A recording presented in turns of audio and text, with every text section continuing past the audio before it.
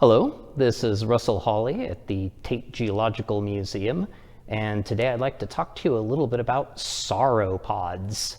Now, sauropods are the big herbivorous dinosaurs. If you grew up watching The Land Before Time or its seemingly endless string of sequels, you may have grown up calling these dinosaurs long necks, and there were many different species.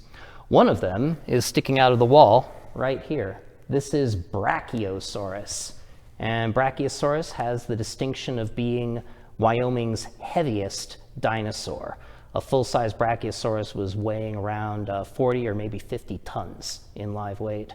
The model that's hanging out of the wall here is 7 times smaller than the real thing. So you have to picture that neck 7 times longer. In fact, if a Brachiosaurus was standing here in the Tate Museum, its head would be touching the ceiling. Now, the longest dinosaur that's known from a complete skeleton is Diplodocus. The first reasonably complete skeleton of a Diplodocus was found right here in Wyoming. And here is what a Diplodocus looks like. I've drawn a human skeleton, 179 centimeters tall, which happens to be my exact height for scale. And that is the longest dinosaur known from a complete skeleton. Now, I keep on qualifying it like that because people have found bits and pieces of dinosaurs that may have been bigger than that.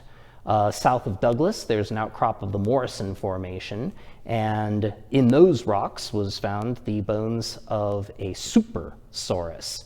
It's not a very good name. I mean, what do we do if we find a bigger one? Do we call that one Super Dupersaurus? But it's the published name and we're stuck with it.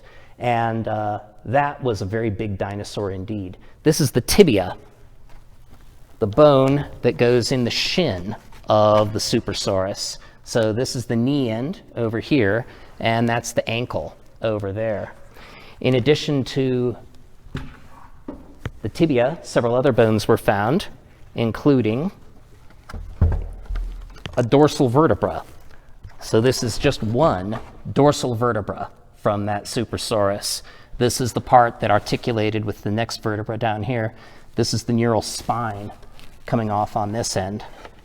You have dorsal vertebrae too, but yours are this tall as opposed to this tall. So on our diagram,